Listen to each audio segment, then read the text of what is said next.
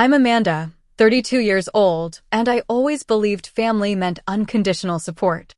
Despite minimal help from my parents, I built a successful career as a software engineer in Seattle. Then came the betrayal that changed everything.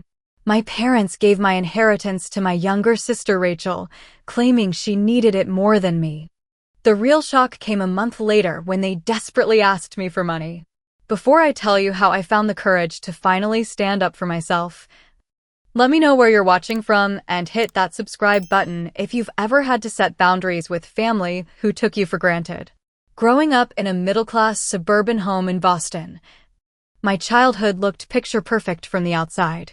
Our two-story colonial house with the white picket fence was the envy of the neighborhood. My mom, Diane, worked as an elementary school teacher, while my dad, Robert, had a steady job as an accountant at a local firm. 3 years after I was born, my sister Rachel arrived, completing what should have been the ideal American family. But behind closed doors, the reality was starkly different.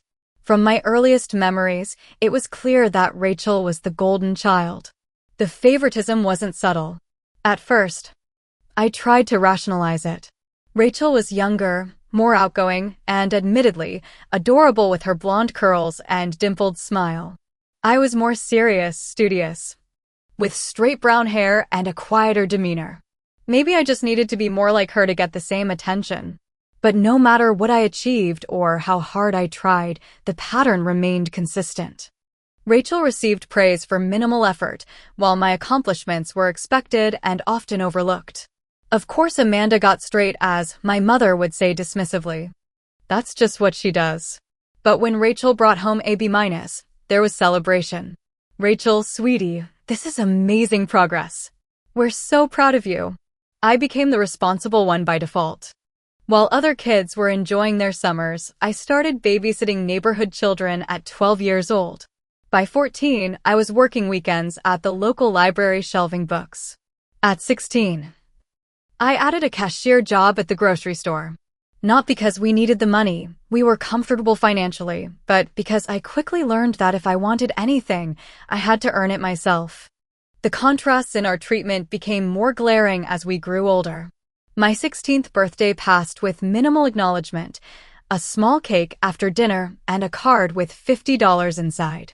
3 years later, Rachel's Sweet 16 was a lavish affair with rented venue, professional DJ, catered food, and a guest list of over 70 people. The cherry on top was the used car my parents presented to her with a giant red bow. Rachel's more social, my father explained when he saw my hurt expression. She needs a car to get to all her activities. Besides, you've always been so independent, Amanda. We know you'll figure it out. And I did figure it out. I saved for 2 more years to buy a 10-year-old Honda with a dent in the passenger door. The day I drove it home, my mother merely glanced at it and said, "Make sure you keep up with the oil changes." When college application season arrived, I spent hours researching scholarships, knowing I would need them. I worked extra shifts to cover the application fees. Meanwhile, my parents hired a private college counselor for Rachel, paid for all her applications, and drove her to campus tours across the country. During my senior year, I won a prestigious state science competition. My project on algorithmic efficiency earned me a small scholarship and recognition in the local paper. My parents attended the award ceremony, but left early because Rachel had a dance recital. The recital was her playing a tree in the background, her 3rd minor role that year. The pattern continued throughout high school. I graduated as valedictorian, working 20 hours a week while maintaining my grades. At my graduation party, a small backyard barbecue my parents reluctantly hosted, most of the conversation centered around Rachel's upcoming junior prom. It wasn't that I lacked love for my family. Despite everything, I loved them deeply. And in their way, I believe they loved me too. But there was always this fundamental imbalance that created a quiet, persistent ache in my chest. I learned to function with that ache, to build my life around it. The hardest part wasn't the material differences in how we were treated. It was the emotional toll of feeling like I was somehow less worthy of their affection. In quiet moments, I would sometimes catch my mother looking at Rachel with such pride and tenderness that it took my breath away. I couldn't remember ever being on the receiving end of that look. This dynamic shaped me in ways both positive and negative. On one hand, I developed resilience, independence, and a strong work ethic that would serve me well throughout my life. On the other, I carried a deep-seated belief that I had to earn love through achievement, that I was somehow inherently less deserving of care and attention. By the time I was preparing to leave for college, I had developed a protective emotional shell. I loved my family, but I had stopped expecting fairness or special treatment. I focused instead on the future I was building for myself, one where I would be valued on my own merits. MIT accepted me with a partial scholarship, and I chose to move across the country, putting physical distance between myself and the constant reminder of my second-place status in the family. The night before I left, my father handed me a check for $500. "This should help with some of your expenses," he said. "We give more, but with Rachel's dance classes and summer programs, things are a bit tight right now." I thanked him, knowing that $500 would barely cover my textbooks for the first semester, let alone 4 years of expenses. But I was used to making do with less, and in a way, the minimal support reinforced my determination to succeed on my own terms. As I drove away from Boston in my old Honda, I felt a mixture of sadness and liberation. I was leaving behind the family dynamics that had shaped my childhood, but I was also moving toward a future where I could define my own worth. Little did I know that this pattern of favoritism would follow me well into adulthood, culminating in a betrayal that would finally force me to redraw the boundaries of our relationship. My years at MIT were a blur of lectures, late-night study sessions, and endless shifts at various part-time jobs. While many of my classmates enjoyed the full college experience, joining clubs, attending parties, and forming lifelong friendships, I was constantly juggling my academic responsibilities with the need to support myself financially. I worked as a teaching assistant for introductory computer science courses, staffed the campus IT help desk on weekends, and picked up freelance web development projects whenever I could. During summer breaks, when many students returned home or took unpaid internships to build their resumes, I stayed in Cambridge, working full-time to save money for the upcoming semester. The financial strain was constant. There were nights I survived on ramen noodles and free coffee from the computer lab. I bought used textbooks, shared a cramped apartment with 3 other students to save on rent, and counted every penny. Meanwhile, my parents sent Rachel on a European tour as a high school graduation gift before she started at a private liberal arts college where they covered her full tuition and expenses. "Your sister isn't as academically gifted as you," my mother explained during one of our infrequent phone calls. "She needs more support to succeed." Despite the challenges, I thrived academically. Computer science came naturally to me, and I found genuine joy in solving complex problems. My professors noticed my aptitude and work ethic, and by junior year, one of them recommended me for an internship at a prestigious tech company in Seattle. That summer internship changed everything. For the first time, I was earning a proper salary, working on meaningful projects, and being recognized for my contributions. My manager took me under her wing, providing the mentorship and encouragement I had craved but never received from my parents. "You have incredible potential, Amanda," she told me during my performance review. "I see a bright future for you in this industry." Those simple words of affirmation meant more to me than she could ever know. I returned to MIT for my senior year with renewed confidence and a job offer waiting for me after graduation. I graduated with honors, though my parents almost missed the ceremony because Rachel had a minor car accident the day before. Nothing serious. She'd backed into a mailbox while texting, but they spent the morning dealing with the repair shop and arrived just as my name was being called. I glimpsed them slipping into the back row as I crossed the stage to receive my diploma. With my degree in hand and job offer accepted, I moved to Seattle and began building my new life. Starting as a junior software engineer, I threw myself into my work with the same determination that had gotten me through college. My colleagues sometimes teased me about my intensity, but my managers valued my dedication. "You don't need to be the last one in the office every night," my team lead would tell me. "The work will still be there tomorrow." But for me, work wasn't just about building a career, it was about proving my worth. The habits formed during my childhood of having to work twice as hard for half the recognition were deeply ingrained.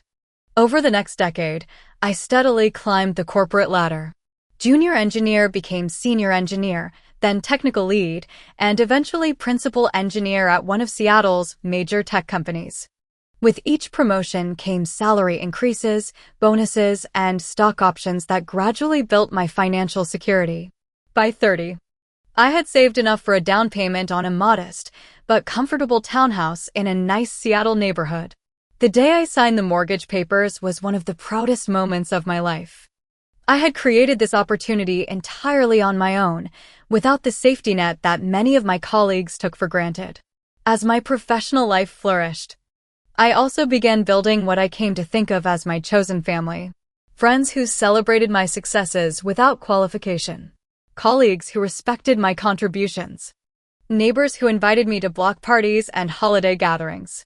These relationships, based on mutual respect and genuine affection, showed me what healthy connections could feel like. Meanwhile, my relationship with my biological family remained complicated. I visited Boston once or twice a year, usually for major holidays, maintaining the minimum contact needed to keep peace. During these visits, the old patterns continued. Rachel, now in her late 20s, still lived in our hometown and remained the center of family attention despite her chaotic life path. After dropping out of college, she had bounced between various jobs: retail, restaurant work, a brief stint as a real estate assistant, never sticking with anything for more than a few months. She lived in an apartment paid for by our parents and drove a newer car than mine, also provided by them. Yet somehow, her struggles were always framed as valiant efforts against difficult circumstances, while my success was portrayed as the natural result of having things easier. "Not everyone can be like you, Amanda," my father would say whenever I gently suggested Rachel might benefit from more independence. "Some people need more support." I maintained these family connections partly out of obligation and partly out of hope that things might eventually change. Each visit, I arrived with optimism that this time would be different, that my parents might finally see me clearly. And each time, I left with the same hollow feeling in my chest. To cope with the emotional toll, I started seeing a therapist in Seattle. Dr. Keller helped me understand that the family dynamics weren't my fault, that the constant seeking of approval from people unwilling or unable to give it was a path to perpetual disappointment. "You can't change them," she told me during one particularly difficult session after a holiday visit. "But you can change how you respond to them." Under her guidance, I began to set small boundaries. I limited my calls home to once a week. I shortened my visits to 3 days maximum. I practiced neutral responses to comments that would previously have wounded me. And most importantly, I worked on validating myself rather than seeking validation from my parents. As I approached my 32nd birthday, I had built a life I was proud of. A fulfilling career, financial stability, a home of my own, and genuine friendships. I had mostly made peace with the reality that my parents would never be the supportive force I had craved as a child. I still carried scars from my upbringing, but I was learning to live with them. Then came the phone call that would test all the boundaries and self-worth I had so carefully constructed over the years. The call came on a rainy Tuesday afternoon in March. I was in the middle of a coding session at work when my phone lit up with my mother's number. Unusual for her to call during work hours, my stomach immediately tightened with worry. "Amanda," she said, her voice thick with tears. "Grandma Eleanor passed away this morning." The news hit me like a physical blow. My grandmother had been my quiet ally throughout childhood. While my parents focused their attention on Rachel, Grandma Eleanor had always made time just for me. She attended my science fairs when my parents were busy with Rachel's dance recitals. She listened to my dreams of working with computers when others dismissed them as too ambitious. She slipped me small gifts with notes that said things like, "For my brilliant granddaughter who will change the world someday." "I'll book a flight right away," I told my mother, already pulling up the airline website on my computer. The next 24 hours passed in a blur. I arranged emergency leave from work, packed a suitcase, and caught the red-eye to Boston. By Wednesday afternoon, I was pulling up to my parents' driveway, the same house I'd grown up in, now seeming smaller than I remembered. The funeral was scheduled for Friday, giving family members time to arrive from out of town. Those 2 days before the service were filled with the strange, suspended reality that comes with grief. Relatives arrived bearing casseroles and condolences. Rachel dramatically wept in corners, accepting hugs and sympathy while I quietly helped with practical arrangements, making calls and organizing the reception details. Grandma Eleanor had lived a good, long life of 87 years, but her loss still left a gaping hole. She had been my emotional anchor in the family, the one person who seemed to see me clearly and love me without conditions or comparisons. Friday arrived with appropriately somber weather. The service was beautiful, a fitting tribute to a woman who had touched so many lives with her kindness and wisdom. I delivered a short eulogy, speaking through tears about her unwavering support and the quiet strength she had modeled for me. Afterward, many relatives commented on how moving my words had been, though my parents seemed distracted, huddled in conversation with the family lawyer. The real shock came the following Monday. The immediate family gathered in the lawyer's office for the reading of the will. Grandma Eleanor had been modestly wealthy, having invested wisely the money my grandfather left her when he passed 20 years earlier. I hadn't given much thought to any inheritance, being financially secure on my own. My presence was about honoring her, not expecting anything material. Mr. Greenberg, the family lawyer, cleared his throat and began reading the formal legal language. Most of her estate was divided as expected, the house to my parents, various keepsakes to specific relatives. Then came the surprise. To my beloved grandchildren, Amanda and Rachel, I leave my investment portfolio, currently valued at approximately $480,000, to be divided equally between them. My heart swelled with emotion. This wasn't about the money, it was Grandma Eleanor's final act of treating us equally, of acknowledging that both her grandchildren deserved the same consideration. In death, she was making the statement she had been too diplomatic to make explicitly in life. But before I could fully process this moment, my father cleared his throat. About that, he said to Mr. Greenberg, "We've been discussing this as a family, and we've decided on a different interpretation of my mother's wishes." I turned to look at him, confusion clouding my thoughts. What different interpretation could there possibly be of such a straightforward bequest? "What do you mean?" I asked. My mother jumped in, her voice taking on the placating tone she always used when telling me something I wouldn't like. "Amanda, sweetie, we all know you're doing very well for yourself. You have that wonderful job in Seattle, your own home, and all those investments you're always talking about." "I hardly talk about my investments," I said, feeling a familiar sinking sensation in my stomach. "The point is," my father continued, "Rachel is still finding her way. She's had some setbacks, and this inheritance could really give her the fresh start she needs." Rachel, sitting beside them, nodded solemnly, though I caught the slight upturn at the corner of her mouth. "What exactly are you saying?" I asked, though I already knew the answer. "We think Grandma would have wanted Rachel to have the full inheritance," my mother stated. "You don't need it, and she does. It's what would be fair." The word fair hit me like a slap. Nothing about this was fair. Nothing about our entire family dynamic had ever been fair. "Mr. Greenberg," I said, turning to the lawyer, "is this legal? The will clearly states the money should be divided equally." The lawyer looked uncomfortable. "Well, if all parties agree to a different distribution, we can certainly arrange that. But without your consent, Miss Thompson, the original terms of the will would stand." "See," my father said, "it's just a formality. We're asking you to do the right thing for your sister." I looked at Rachel, who finally spoke up. "Come on, Amanda. You know I could really use this. You've always had everything come so easily to you. You've got your fancy tech job and your perfect life. I'm still trying to figure things out. Everything come easily?" I wanted to laugh at the absurdity. Nothing had come easily. I had worked for every single thing I had, often while watching Rachel receive the same or better with minimal effort. This isn't about money, my mother added. It's about family. About helping your sister when she needs it. I sat there, stunned into silence by the magnitude of what was happening. This wasn't just about the inheritance. This was the culmination of a lifetime of being treated as less deserving, less important, less loved. And now they expected me to smile and accept this final insult, to validate their warped perspective by agreeing to it. In that moment, something shifted inside me. A lifetime of accommodating their unfairness, of accepting the role they had assigned me, suddenly felt unbearable. No, I said quietly. What was that? My father asked, leaning forward. I said no.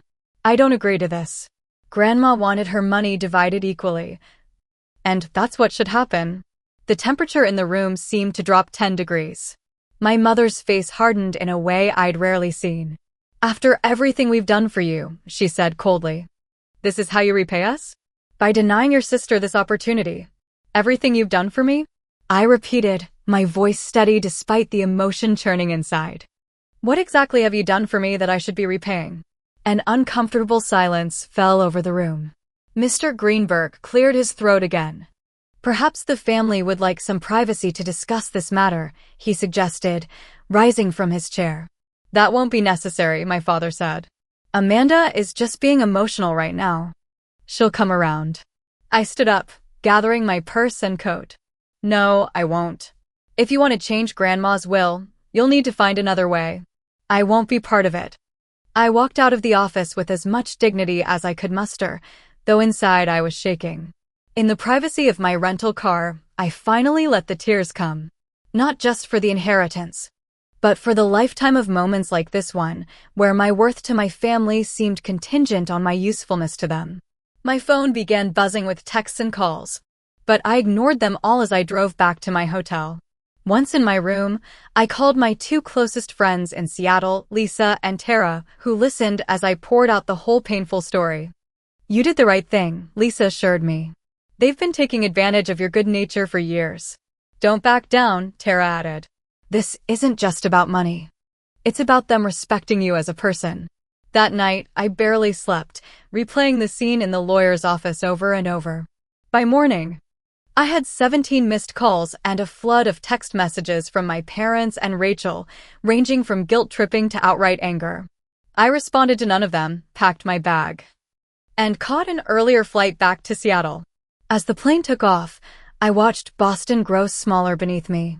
This time, the distance felt more significant than just physical miles.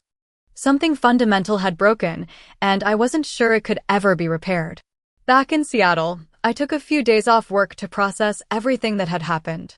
The first day, I barely left my bed, alternating between tears and numbness. By the second day, anger had replaced the initial shock, anger not just at the inheritance situation, but at the pattern it represented. I made an appointment with a lawyer in Seattle, bringing copies of my grandmother's will that Mr. Greenberg had provided. The consultation confirmed what I already suspected. I could fight for my inheritance, but it would be costly, both financially and emotionally. You'd likely win in court, Ms. Rodriguez told me, but family litigation can drag on for years. You have to decide if the money is worth the prolonged conflict. After careful consideration, I made a decision that surprised even me. I called Mr. Greenberg and told him I would sign the paperwork allowing Rachel to receive the full inheritance. Are you certain? He asked, clearly surprised after my initial stance. Yes, I replied. The money isn't worth the fight. But please make it clear to my family that this is the last financial matter I'll ever discuss with them. It wasn't a surrender. It was a strategic retreat from a battlefield I no longer wanted to fight on. The inheritance was substantial, but not life-changing for me. More importantly, I realized that continuing to engage in this conflict meant remaining trapped in the same dysfunctional dynamic that had dominated my life for too long. What I didn't expect was the revelation that came next. While sorting through my financial records to prepare my taxes, I noticed a pattern I had somehow overlooked. Over the past 5 years, I had sent my parents money on numerous occasions, always framed as small loans for unexpected expenses. a broken water heater, car repairs, medical bills not covered by insurance. None of these loans had ever been repaid, which I had tacitly accepted, never wanting to seem ungenerous. Adding it all up, I had given them over $25,000.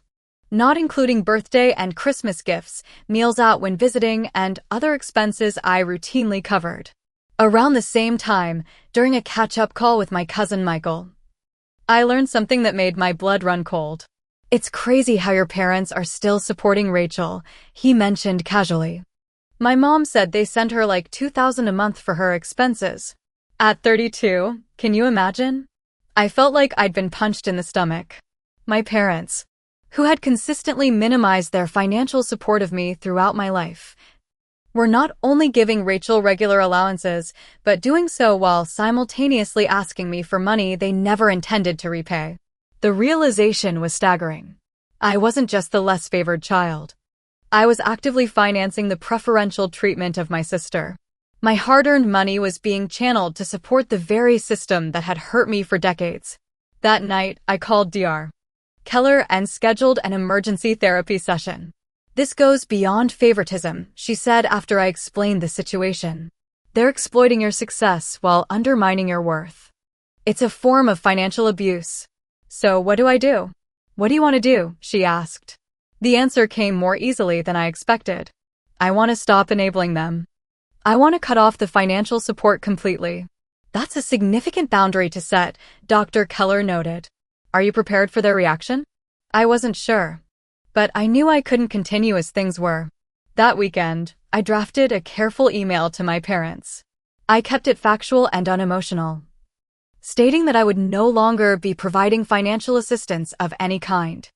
I explained that I had discovered the extent of their ongoing support for Rachel while they were simultaneously borrowing from me without repayment, and that I found this arrangement unacceptable. "I wish you and Rachel well," I concluded, "but my financial relationship with the family ends now." The response was immediate and explosive. My father called within minutes of receiving the email, his voice tight with anger. "What is this nonsense?" he demanded. "After everything we've done for you, this is how you treat us? We're your parents, Amanda. You owe us." "I don't owe you $25,000, I replied calmly. "And I certainly don't owe you continuing support while you funnel money to Rachel. That's different. Rachel needs help. You've always been self-sufficient." "Yes, because I had to be. And now I'm choosing to remain self-sufficient and to stop subsidizing Rachel's dependence." My mother called next, her approach more emotional than my father's anger. "How can you be so cruel?" she sobbed. "We're family. Families help each other. I didn't raise you to be so selfish.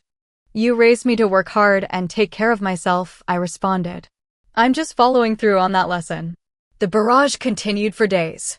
Calls, texts, emails, even messages from extended family members who had been enlisted to pressure me. Rachel sent a particularly nasty text accusing me of being jealous of her relationship with our parents and trying to punish them for loving her more. That one stung, not because it was true, but because it so nakedly stated what I had always felt, but no one had ever openly acknowledged. They did love her more, and always had. Through it all, I maintained my boundary. I didn't engage with the emotional manipulation. I didn't defend or explain myself further. I simply reiterated my position: no more money. After about 2 weeks of this onslaught, the communications suddenly stopped. Complete silence fell, as if someone had flipped a switch. At first, I was relieved for the respite. Then, as days stretched into weeks with no contact, I began to wonder if I had irreparably damaged my relationship with my family. Part of me grieved this possibility. Despite everything, they were still my parents, still the people who had raised me, however imperfectly. Another part recognized that this silence was itself a tactic, a withdrawal of affection designed to make me capitulate. But I held firm. In therapy, I worked through the complex emotions: guilt, grief, anger, relief. Dr. Keller helped me see that my boundary wasn't punitive, it was protective. I wasn't cutting off my family to hurt them. I was protecting myself from a pattern of exploitation that had been damaging my self-worth for decades. "Financial boundaries are particularly difficult with family," she explained. Money becomes entangled with love, obligation, and power dynamics. By refusing to participate in their financial system, you're disrupting the entire family structure. As April turned to May, I began to heal. The silence from my family, while painful, also created space for me to focus on my own life, without the constant drain of their needs and expectations. I threw myself into work, took a weekend trip to Portland with friends, and even started dating again after a long period of being too emotionally exhausted for relationships. For the first time in my adult life, I felt truly free. Not from responsibility, I had always carried plenty of that, but from the weight of trying to earn approval that was never going to be given. I was learning to validate myself, to recognize my own worth without external confirmation. Then, just as I was finding my footing in this new reality, the text arrived that would force me to test the strength of my newfound boundaries. The text came at 2:17 a.m. on a Tuesday in early June, jolting me awake with its urgent tone. Mortgage is due tomorrow. Need $3,000. Emergency. I stared at my mother's name on the screen, my heart racing despite my half-awake state. This was the first contact in over a month. With no greeting, no acknowledgement of our previous interactions, just a demand for money. As I lay in the darkness, additional messages began appearing. Bank account overdrawn. Facing foreclosure notice. Your father's blood pressure is through the roof from stress. Please, Amanda. We've never missed a mortgage payment in 30 years. I put the phone face down on my nightstand and tried to go back to sleep, but rest wouldn't come. Despite my firm boundary, years of conditioning to respond to family emergencies had my stomach in knots. I took deep breaths, reminding myself that their financial crisis wasn't my responsibility. By morning, there were 6 more messages, each more desperate than the last. I read them over coffee, trying to maintain emotional distance as I absorbed the situation they described. They were 3 months behind on bills. Rachel had spent her inheritance money, the money that should have been half mine, on a luxury SUV, designer clothes, and a lavish vacation to Bali. She had moved back home, claiming temporary financial difficulties, but wasn't contributing to household expenses. The final message hit the hardest. We've always been there for you. Now we need you to be there for us. The irony was so stark I nearly laughed out loud. When exactly had they been there for me? When they forgot my 16th birthday? When they made me work multiple jobs to pay for college while funding Rachel's education? When they tried to take away my inheritance? I called Dr. Keller, who squeezed me in for a lunch hour session.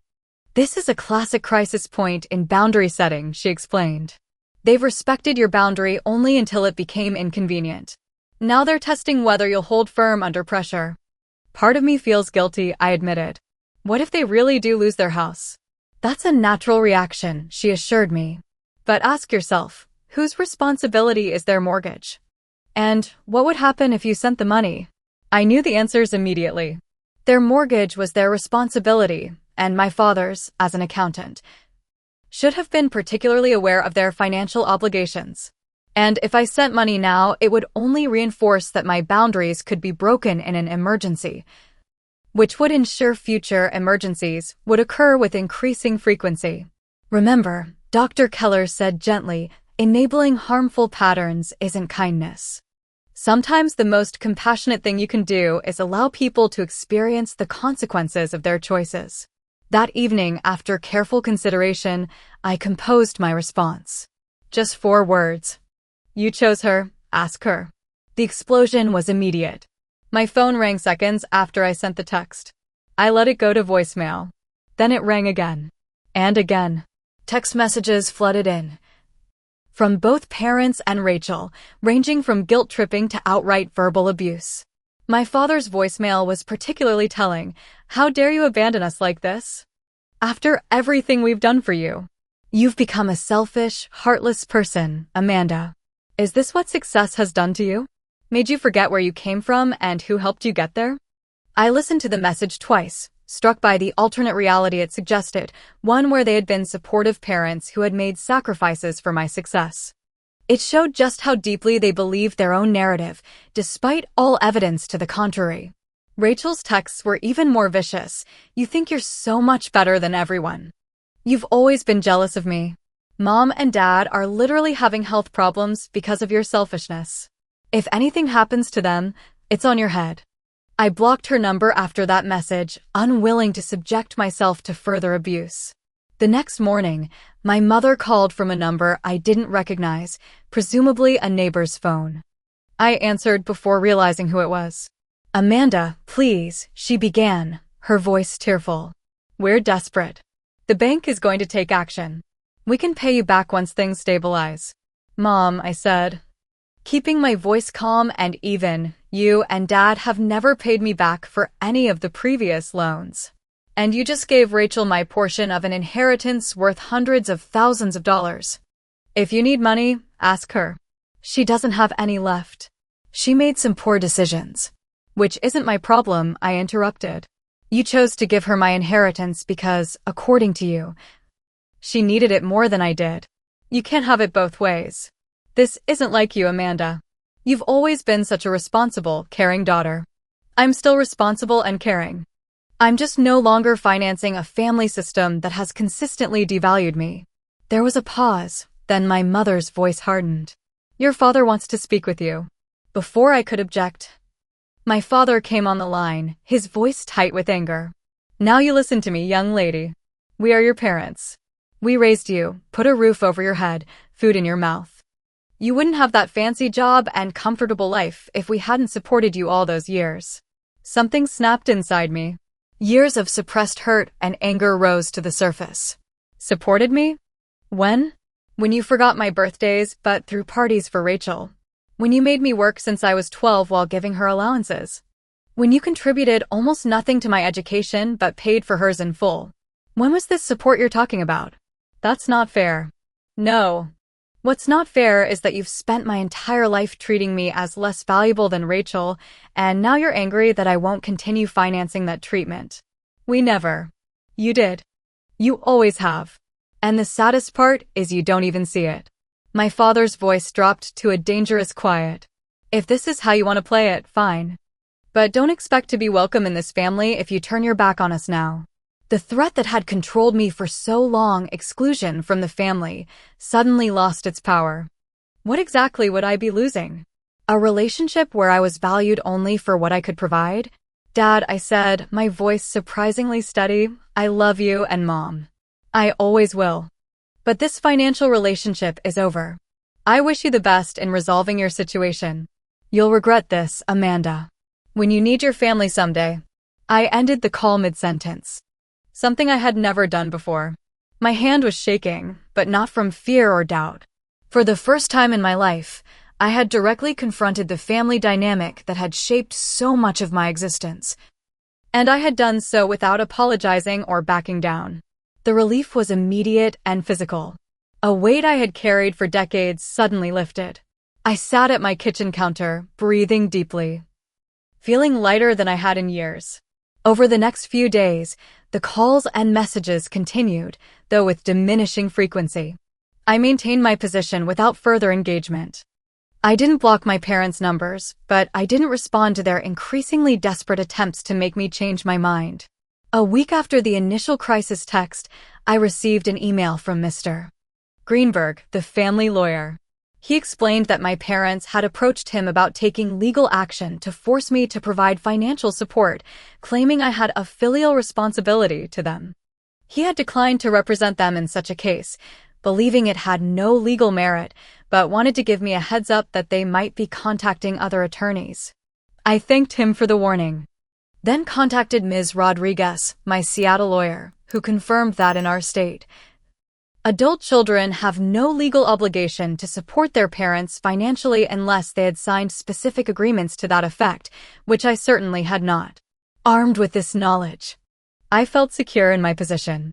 Whatever emotional manipulation my family might attempt, they had no legal recourse to force my hand. For the first time, I was truly in control of my relationship with them, defining its terms rather than constantly adapting to their demands. As June progressed, the communication attempts from my parents gradually tapered off. I learned through my cousin Michael that they had worked out a payment plan with their bank and were making adjustments to their lifestyle. He didn't provide details, but I took it to mean they were finally facing the financial reality they had avoided for so long. I felt a complex mixture of emotions about their situation. Concern. Certainly, I didn't want them to suffer, but also a conviction that this crisis was the inevitable result of years of financial mismanagement and enabling Rachel's dependence. If anything, my refusal to bail them out might ultimately lead to healthier patterns for everyone involved. What I didn't expect was how this confrontation would reverberate through other areas of my life. Standing up to my family seemed to unlock a new level of confidence in my professional and personal relationships.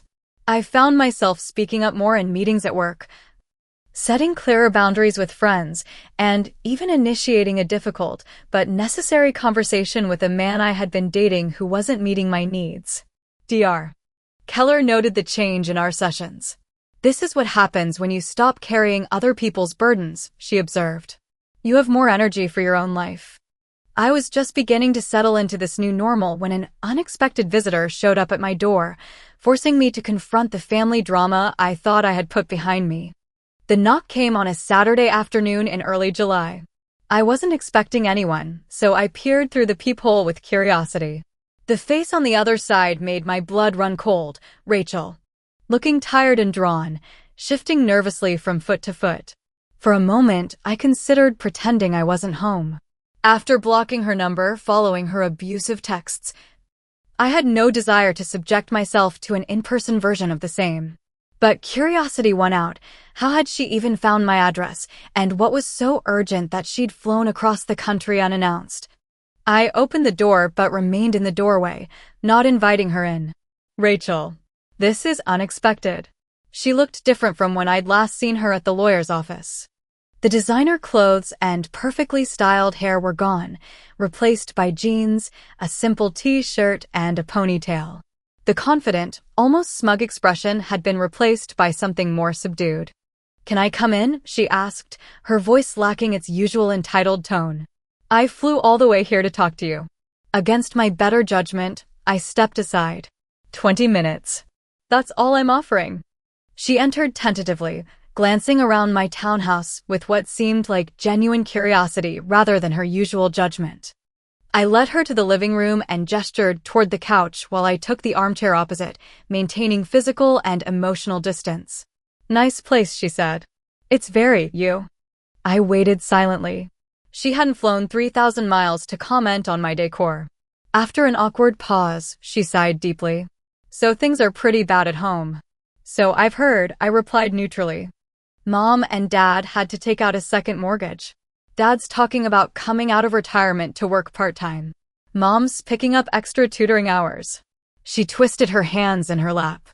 "They're selling the boat and canceling their country club membership." I nodded but offered no response. These weren't unreasonable adjustments for people facing financial difficulties. "And they're making me get a full-time job," she finally blurted, an edge of indignation in her voice. "They say I can stay with them, but I have to pay rent and contribute to groceries." I almost laughed at the outrage in her tone, as if being expected to support herself at 32 was some form of abuse. "Welcome to adulthood," I said dryly. Her face flushed. "That's not fair. You know I've been trying to find myself for 15 years? Not everyone has their life figured out as early as you did," she shot back, a glimpse of the old Rachel breaking through. "Some of us need time to explore options. And some of us didn't have the luxury of unlimited exploration funded by our parents," I countered. She fell silent, seeming to realize this line of argument wasn't going to win me over. After a moment, she tried a different approach. "Look, I know things between us have always been complicated. But we're still sisters. We're still family." I raised an eyebrow. "Is that why you're here? To remind me of family obligation?" "I'm here because everything's falling apart. And you're the only one who can fix it," she exclaimed, frustration breaking through. "Mom cries all the time. Dad's blood pressure is so high his doctor is worried about a stroke. They're selling family heirlooms to make ends meet." "And what happened to the inheritance?" I asked pointedly. The nearly $500,000 that should have been split between us, but went entirely to you?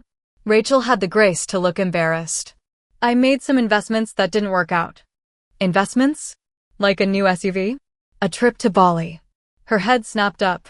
How did you know about that? Mom mentioned it during one of her emergency texts. So the money's gone. She nodded miserably. Most of it. I still have about $30,000 left, but that's earmarked for a business I'm starting with a friend. I shook my head in disbelief. So you blew through over $400,000 in less than 4 months, and you're still planning to invest more rather than help our parents? The business is a sure thing, she insisted. A friend from college is opening a boutique yoga studio, and I'm going to be a partner. Once it takes off, I'll be able to help Mom and Dad then. The familiar pattern was playing out again, Rachel making impulsive decisions, avoiding responsibility, and expecting others to bear the consequences. But this time, there was something different in her demeanor. Beneath the justifications, I sensed genuine worry. So, what exactly do you want from me? I asked directly. She took a deep breath. I have a proposal. If you agree to help Mom and Dad with their mortgage for a few months, just until they get back on their feet, I'll convince them to apologize for how they handled Grandma's will. I know that hurt you. The audacity was breathtaking. She was offering to convince our parents to apologize for their wrong as a transaction to get me to send money. Rachel, I said slowly. Do you understand that what they did, what all of you did, wasn't just about the money? It was about a lifetime of being treated as less valuable, less worthy of support and love. An apology extracted as part of a financial negotiation would be meaningless. Then what do you want? She asked, genuine confusion in her voice. If not money, if not an apology, what? The question revealed so much about how she and likely our parents viewed relationships. As transactions. As exchanges of services and goods rather than genuine connections based on mutual respect and affection. I want what I've always wanted, I said quietly. To be valued for who I am. Not what I can provide. To be seen as a whole person worthy of respect, not as a resource to be tapped when convenient. Rachel stared at me as if I were speaking a foreign language. Then, slowly, something seemed to shift in her expression. I never thought about it that way, she admitted. I always just saw you as the strong one. The one who had everything together. The one who didn't need anything from anyone. Everyone needs something from someone, Rachel. I just learned early on not to need it from people unwilling to give it. She was quiet for a long moment, staring down at her hands. When she looked up, there were tears in her eyes. I'm scared, Amanda, she whispered. I don't know how to do what you do. I don't know how to be self-sufficient. I've never had to be. For the first time in our adult lives, I felt a flicker of genuine connection with my sister. Not because she was finally seeing things my way, but because she was being honest about her vulnerability instead of masking it with entitlement and demands. It's not too late to learn, I told her. You're smart and capable when you apply yourself. You've just never had to. But what if I fail? Then you'll get up and try again. That's what everyone does. Is that what you did? She asked. When things were hard? I nodded. Many times. It's not about never failing. It's about not letting failure define you or stop you. We talked for another hour. Far beyond the 20 minutes I had initially allowed. Not about money or our parents, but about the basic skills of adult independence that Rachel had never developed. How to create a budget. How to search for jobs that matched her actual skills, not just her interests. How to cook simple meals instead of ordering takeout every night. She took notes on her phone. Asking questions that revealed both her naivety about everyday responsibilities and her genuine desire to understand. It was the most honest conversation we'd ever had. When she finally stood to leave, she paused at the door. I can't promise Mom and Dad will change, she said. They're pretty set in their ways. I'm not asking them to change, I replied. I'm just not participating in the old patterns anymore. For what it's worth, she added hesitantly, I'm sorry for taking the inheritance. It wasn't fair.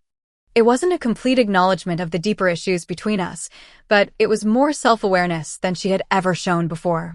I nodded, accepting the limited apology for what it was. After Rachel left, I sat in my living room for a long time, processing the unexpected turn of events. I had no illusions that one conversation had transformed our relationship or that the family dynamics would magically heal. But something had shifted.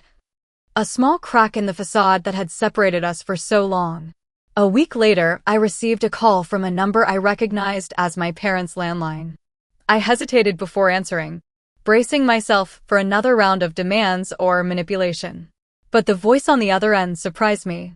"Amanda," my mother said, her tone unusually subdued. "Do you have a minute to talk?"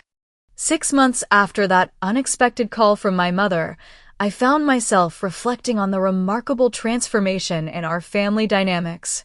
That brief conversation had been the first step in a slow, sometimes painful, but ultimately healing journey for all of us. My mother's call that day had started with something I'd never heard from her before, a genuine apology. Not a qualified, "I'm sorry you feel that way," or "I'm sorry but," just a simple, heartfelt acknowledgement that she and my father had treated me unfairly throughout my life. "I've been doing a lot of thinking," she had said, her voice thick with emotion, "about the way we've always favored Rachel, about taking your inheritance, about asking you for money while supporting her. I don't have any excuses.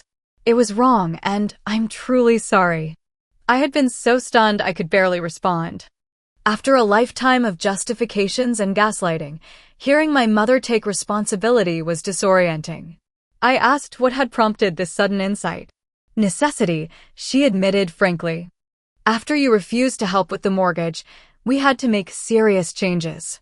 Your father and I started meeting with a financial advisor who asked us some very uncomfortable questions about our spending habits and why we were supporting an adult daughter. It forced us to confront some hard truths." She went on to explain that they had indeed sold their boat and dropped their country club membership. My father had taken a part-time consulting position at his old firm, and my mother had increased her tutoring hours. They had downsized from the family home to a smaller condo. Painful but necessary to stabilize their finances. "And Rachel?" I asked. "That's been the biggest change of all," my mother said with a sigh. "After visiting you in Seattle, she came home different. She got a job at a local marketing firm, entry-level, but it's steady income. She's paying rent to stay in our guest room while she saves for her own place." The changes weren't just financial. My mother described how they were working with a family therapist to address the long-standing patterns that had damaged our relationships. Rachel was seeing an individual therapist as well, beginning to process her role in the family dynamic and the harm it had caused. "We don't expect you to forget everything that happened," my mother had concluded. "We just hope that maybe, with time, we can build something new, something healthier." I had been cautiously optimistic but realistic.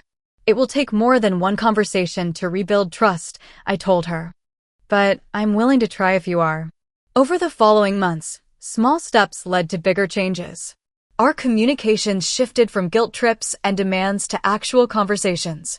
My father, initially more resistant to acknowledging the problems, eventually had a breakthrough during a family therapy session that my therapist helped me attend remotely. "I always thought I was doing right by both my daughters," he had said, tears in his eyes. "Pushing you to be independent because you were capable, supporting Rachel because she struggled. I never saw how unfair that was, how it placed all the burden on you and none on her. I failed you as a father, Amanda, and I'm sorry." The apology wasn't a magic cure-all, but it was a foundation we could build on. I maintained my financial boundaries, no more loans or gifts to my parents, but began cautiously reconnecting emotionally. Monthly video calls. Occasional emails sharing news from our lives. Small steps toward a new type of relationship based on mutual respect rather than obligation. Rachel's transformation was perhaps the most surprising. The entry-level marketing job turned into a genuine career interest. She discovered she had a talent for social media management and digital marketing, skills that had been hidden beneath years of aimless finding herself. She was taking online courses to build her credentials, paying for them herself. "I look at you differently now," she told me during one of our infrequent but increasingly honest phone calls. I used to be jealous of your success, but now I see how hard you worked for everything you have. I respect that in a way I never did before. As for me, the experience had changed me in ways I hadn't anticipated. Setting and maintaining boundaries with my family had rippled through every area of my life. I was more confident at work, eventually earning a promotion to engineering director. I was more authentic in my relationships, no longer hiding my needs or minimizing my accomplishments to make others comfortable. Most importantly, I had finally stopped seeking validation from sources unlikely to provide it. I recognized my own worth without needing it confirmed by family members who had spent decades undermining it. In a gesture that felt both healing and empowering, I decided to use a portion of my savings to establish a small scholarship fund at MIT for students without family financial support. The Amanda Thompson Independence Scholarship wouldn't change the world, but it might make a difference for students like me, capable but unsupported, determined to succeed despite the odds. The first recipient was a young woman from Florida whose parents had cut her off when she chose computer science over the medical career they had planned for her. When I read her application essay, I saw echoes of my own story and felt a deep satisfaction in being able to offer the support I had lacked. My relationships with friends deepened as I became more open about my family history and the growth I was experiencing. Lisa and Tara, who had supported me through the worst of the crisis, remained my closest confidants, but my circle expanded to include colleagues, neighbors, and eventually, a man named Daniel who approached relationships with the same healthy boundaries and open communication I was learning to practice. The most profound change, however, was internal. The weight of trying to earn love from people unwilling to give it unconditionally had been lifted. In its place was a quiet confidence in my inherent worthiness, a peace that came from knowing I could stand in my truth without apologizing for it. My relationship with my family would never be perfect. There were still awkward moments, old patterns that threatened to reassert themselves, hurt feelings that hadn't fully healed. But we were all trying, in our imperfect ways, to create something healthier than what had come before. As I sat in my Seattle home on a crisp December evening, watching the city lights shimmer below my window, I felt a deep gratitude for the painful journey that had led to this moment of peace. The inheritance betrayal that had seemed like such a devastating blow had ultimately been the catalyst for growth and healing I might never have experienced otherwise. I learned that self-respect isn't selfish, it's the foundation that lets you help others in healthy ways. Sometimes the kindest thing you can do for someone is to let them face the consequences of their choices. It took me 32 years to understand that I deserve better than to be someone else's ATM. Now I choose to help those who appreciate it, not expect it. Have you ever had to set a difficult boundary with family? I'd love to hear about your experiences in the comments below. If this story resonated with you, please hit that like button and consider subscribing for more stories about finding strength through life's challenges. Share this video with someone who might need to hear that it's okay to prioritize their own well-being. Thank you for listening to my journey. And remember that you deserve respect and appreciation just as you are.